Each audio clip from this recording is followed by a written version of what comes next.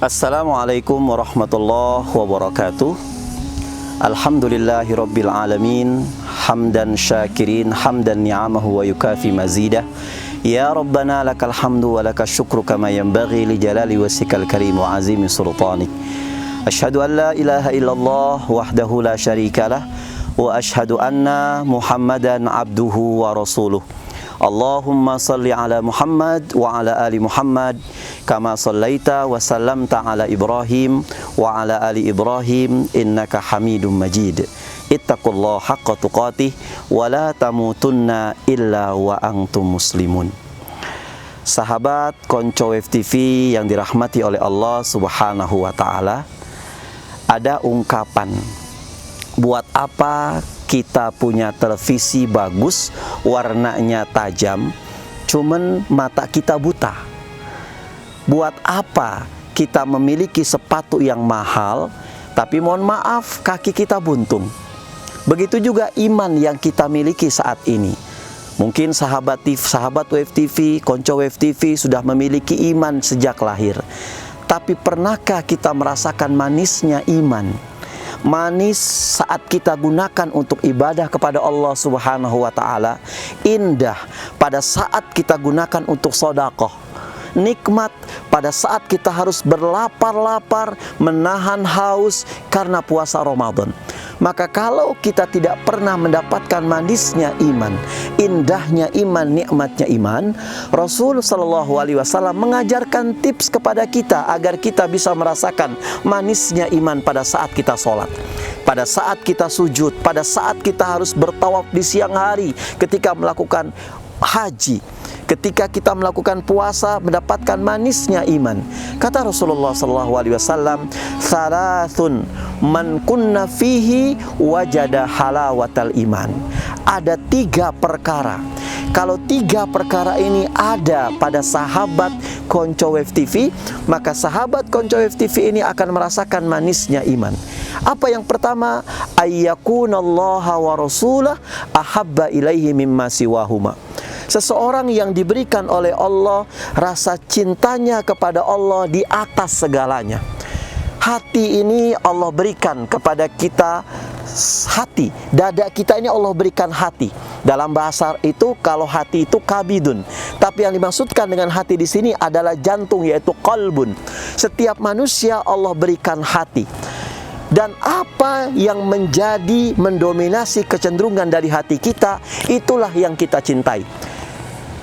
Kalau toh kita cinta kepada harta, itu wajar. Kita cinta kepada keluarga kita, tentu. Kita sayang kepada harta kita, apa yang kita miliki dunia ini sudah pasti. Dan agama tidak melarang itu semuanya. Bahkan kata agama, silahkan, persilahkan engkau cintai apa yang perlu engkau cintai.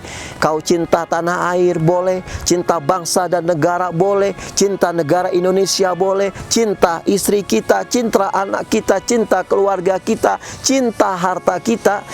Tapi jangan sampai cinta kita kepada dunia beserta isinya ini justru menjadikan kita untuk lupa cinta kepada Allah Subhanahu wa taala. Cinta kita kepada dunia dan seisinya ini harus kita batasi dengan kesadaran bahwa suatu saat kita akan meninggalkan apa yang kita cintai. Mungkin harta yang kita cintai lebih dulu digondol maling, atau kita yang mencintai harta itu lebih dulu meninggal. Kita cinta kepada keluarga kita, ada saatnya. Kita cinta kepada pangkat dan jabatan kita, ada waktunya. Tapi cinta kita hendaknya kita arahkan sepenuhnya cinta kepada Allah dan cinta kepada Rasulullah di atas segalanya. Sahabat Konco FTV yang dirahmati Allah Subhanahu wa taala, suatu hari baginda kita Rasulullah sallallahu alaihi wasallam sedang mengadakan mobilisasi dana untuk biaya operasional perang Tabuk. Karena mungkin saat itu biaya operasional perang Tabuk telah habis. Maka Rasulullah SAW mengajak orang-orang agnia pada saat itu, mengajak orang-orang kaya di antara sahabat untuk mendonasikan hartanya dalam rangka menegakkan kepentingan perang Tabuk. Maka berbondong-bondong para sahabat saat itu mendonasikan harta-harta mereka. Akhirnya terakhir datanglah Abu Bakar As-Siddiq, sahabat Rasulullah SAW, yang sekaligus menjadi mertuanya Rasulullah SAW. Beliau datang membawa harta begitu banyaknya, sampai-sampai harta sahabat-sahabat yang lain tidak dilirik oleh Rasulullah SAW, karena mungkin banyaknya jauh daripada banyaknya Abu Bakar As-Siddiq. Lalu Rasulullah bertanya kepada Abu Bakar As-Siddiq yang membawa harta begitu banyak. Rasul mengatakan, "Ya Abu Bakar, wahai Abu Bakar, hal tarakta li ahlika syai'an? Apakah engkau meninggalkan buat istri dan anak-anak kamu? Apa yang engkau tinggalkan buat mereka? Karena begitu banyaknya harta yang engkau bawa untuk kepentingan perang Tabuk." Maka Abu Bakar As-Siddiq mengatakan, "Na'am ya Rasulullah." "Iya ya Rasulullah, aku tinggalkan buat mereka." Kata Rasulullah, "Apa yang kau tinggalkan buat istri dan anak-anak kamu?" "Taraktu lahumullah wa rasuluh." Aku tinggalkan buat istriku, aku tinggalkan buat anak-anakku, aku tinggalkan buat keluargaku, bukan harta, bukan jabatan, bukan pangkat, bukan dunia, tapi aku tinggalkan buat mereka cintanya mereka kepada Allah dan cintanya kepada Rasulullah SAW. Sahabat Konco TV yang dirahmati oleh Allah Subhanahu wa taala, inilah sosok manusia hamba Allah yang mengarahkan cintanya kepada Allah dan Rasulnya di atas segalanya. Bukankah pangkat dan jabatan asalnya dari Allah dan akan kembali kepada Allah? Bukankah anak-anak kita, istri kita, apapun yang saat ini kita miliki, itu berasal dari Allah dan akan kembali kepada Allah? Maka ketika kita memuncakkan cinta kita kepada Allah dan Rasulnya, maka serta-merta itu semua akan ngikut kepada kita.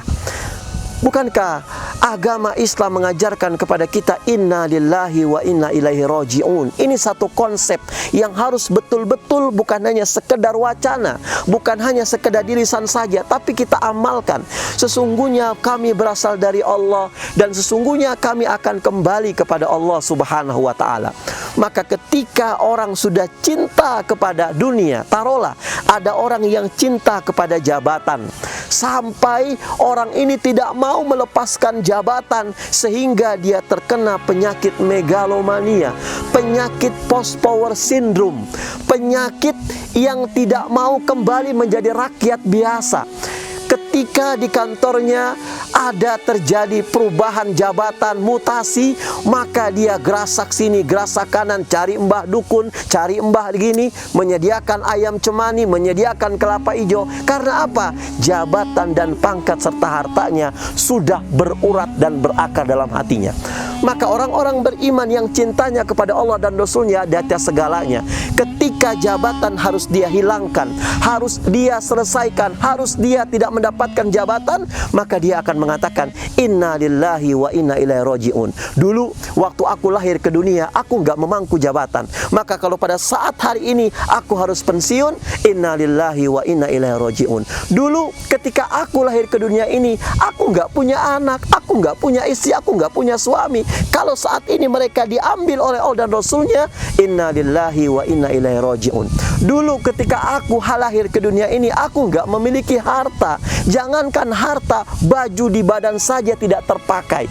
Maka kalau saat ini apapun yang saya punya sudah hilang dari saya, maka konsep orang-orang beriman yang tidak ingin depresi, tidak ingin stres, dia selalu mengatakan inna lillahi wa inna ilaihi raji'un. Sesungguhnya kami berasal dari Allah dan kami akan kembali kepada Allah Subhanahu wa taala. Ini yang pertama. Yang kedua, ayyakuna ayyuhibba abdan la yuhibbu illa lillah. Kalau kita ingin merasakan manisnya iman, ingin merasakan nikmatnya iman, maka cintai saudara kita, cintai teman-teman kita, cintai kawan kita, cintanya karena Allah, bukan karena kepentingan.